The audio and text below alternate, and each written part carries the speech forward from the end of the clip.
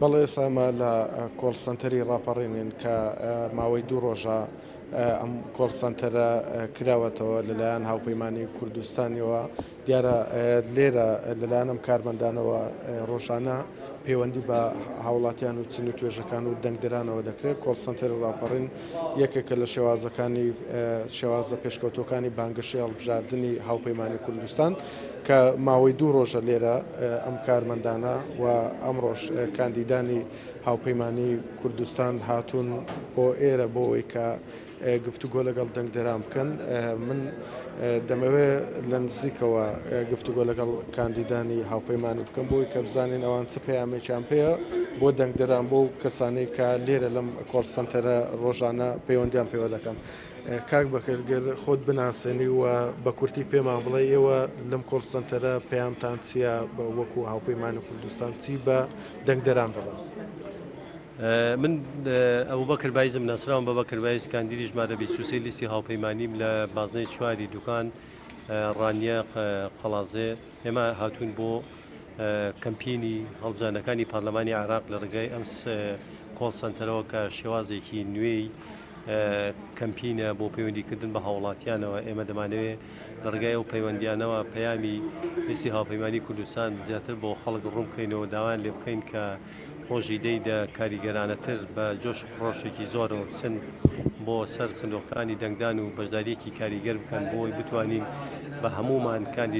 کاندیدا دڵسۆزەکانی لیستی هاوپەیمانی کوردستان سەرخەین بۆ ئەوەی حزورێکی سیاسی گەورە لە بەغدا دروستکەینەوە. دەست خۆش بە سپاس بۆتە دیارە کارمەندانی ئەم کۆڵ سنتەرەوە کاندیدانیش بەردەوامن لە پەیوەندیکردن بە دەنگدەرانەوە من دەمەوێت زیاتر بۆ بینەرانی بگوازمەوە کە کاندیدانی هاوپەیمانی لێرە چۆن گفتوگۆ لەگەڵ دەنگدەران دەکەن. وەکو تاکێکی خەڵازەی ئینشەڵا پشتیوانیمان دەکەین. ناوت بەخێر خۆ ناویسیانیت یعنی ئینشەڵا کاک هاوکار لە خەڵازێ پشتیوانی کاندی ژمارە 20 دەبێت بە ناوی غەریب ئەحمەدەوە. برای عزیز من پێشاویمان هەیە بەڵێن بەخوازدن کە خزمەتکارێکی فعلی خەڵکی سنوورەکە بین. ئەوەی کە گوێتان لێ بۆمە پەیامێکێک لە کاندیدانی هاوپەیمانی کوردستانە کە گفتوگۆ لەگەڵ یەکێک لە دەنگدەران دەکات دەچمە لای یەکێکتر لە کاندیدانی هاوپەیمانی گەر خۆت بناسێنی و پێمان بڵێەوە لێرە ئەمڕۆ پەیامتان چییە؟ من بەدری حسێن عەزیز کاندیدی ژمارە 28 لە بازنەی چواری ڕاپەڕین قەزای دوکان ڕانیە قەڵاتزێ هەموو ئەو دەڤەرە دەنگدەری ئێمەە ئێمە دوا بە دوای ئەوەی کە بانگەشەی هەڵبژاردنمان لە شاری کەرکووک ڕاگەیان دواتر دەستمان بەکارەکانی خۆمان کردووە و ئێستا ئەمە هاتوین لە کۆت سنتەری ڕاپەڕین کە پەیوەندی بە خەڵکی دەڤەرەکەەوە دەکەین خۆشبەختانە لێرەدا ئەوەی کە من ئەمڕۆ زۆر پێی دڵخۆش بوومە زۆرترین خەڵک پشتیوانی لە هاوپەیمانی کوردستان دەکا و پشتیوانی لە کاندیدەکانی هاوپەیمانی دەکا و ئێمە کە قسەیان لەگەڵ دەکەین لە کێشە و گیرگرفتەکانیان پرسیار دەکەین و پێیان باشە ئێمە چی بکەین لە بەغدا ئێمە چۆن نوێنەرێکیان بین بە خۆشحاڵیەوە و بەڵێنیان پێدەدەم کە نوێنەرێکی ڕاستەقینەی دەڤەرەکەی خۆم بم چکە شایستەی خزمەتکردن و خزمەتکردنی زیاترن بەوەی کە پێشتر کراوە. دەست خۆش بە سپاس بەردەوام بە لە پەیوەندیکردن تۆ بەڵێ من دەمەوێت سەرپەرشیاری ئەم کۆڵ سنتەرە ژوەر بگرم کە سەنگەر ڕۆژانە ئێوە چۆن پەیوەندی بە هاوڵاتیان دەنگدەرانەوە دەکەن و چی بە دەنگدەران دەگوترێت لەم کۆڵ سنتەرە و پلانتان چێ بۆەوەی کە زۆرترین پەیوەندی ئەنجام بدەن؟ وەڵا ڕۆژانە ئێمە وەکو سنتەری پەیوەندیەکان لە ڕاپەڕین سنووری بازنەی چوار دەنگدەرانیان بەسەر دەکەینەوە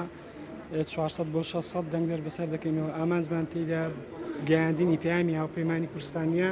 و هەندانیانە بۆ چونە سەر سندوقی دەنگدان بۆ چونە سەر چی دەوێت بۆی کە پەیوەندی زیاتر دەنگدەر بەسەر بکەینەوە ئێستا ڕۆژانە کە 400 بۆ 600 دەنگە ئاوا پێڕاناگەین بەڵام لەوانەیە لە تاکۆتایی پرۆسی هەڵبژاردن بگەینە 600,000 دەنگ بۆ 7,000 دەنگ. دەست خۆش بە سپاس بۆ تۆ بەڵێ ئەوەی کە دەیبینن کارمەندانی کۆڵ سنتەری ڕاپەڕینن هەروەها کاندیدانی هاوپەیمانی کوردستانن پەیوەندی بە هاوڵاتیانەوە دەکەن لێرەوە پەیوەندی بە دەنگدەرانەوە دەکەن بۆی کە پەیامی هاوپەیمانی کوردستان بگەێنن بە دەنگدەران و هانیان بدەن بۆی کە ڕۆژی دەنگدان هەڵبژاردننی عێراق لێرە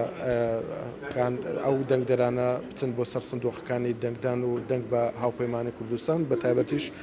کاندیدانی هاوپەیمانی کوردستان و بازنەی چواری سلێمانی بدەن دیارە ئەوان بەردەوامن لە پەیوەندیکردن بە دەنگدەران و چین و توێژەکانەوە من دەمەوێت گوێم لە یەکێک لە پەیوەندەکان بێ بیگوازنەوە بۆ بینەرانمە من بەدری حسێن عەزیز کاندیدی ژمارە 28 لە بازنەی چواری ڕاپەڕین لە کۆل سەنتەری ڕاپەڕینەوە پێیانتان پێوە دەکەم. سڵاو من غەریب ئەحمەدم کاندیدی ژمارە 20 لە بازنەی چواری سلێمانی لە هاوپەیمانی کوردستان. ویستم سڵاوێکی لە جەنابتان بکەم سەبارەت بەوەی کە ئێمە لە هاوپەیمانی کوردستان کاندیدی بازنەی چوارین واتە ئیدارەی ڕاپەڕین و قەزای دوکان.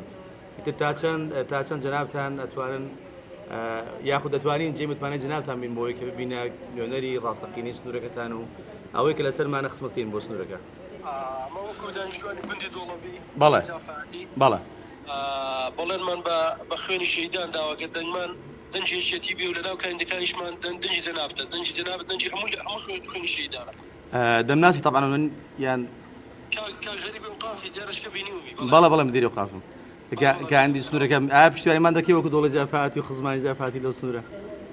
بەتاکید دەنگمان دەنجی جەنابتە مامۆستا غەریبانە وەڵا بەڵێنمان پێداوی بەعدمان پێداوی دەی گەورەیتانە بلای بەڕێزم سپاس قوربان سەرچاوانم سەرچاوم ئەوەی کە گوێتان لێ بوو کاندیدانی هاوپەیمانی کوردستانن لە کۆڵ سەنتەری ڕاپەڕین کە شێوازێکی پێشکەوتووی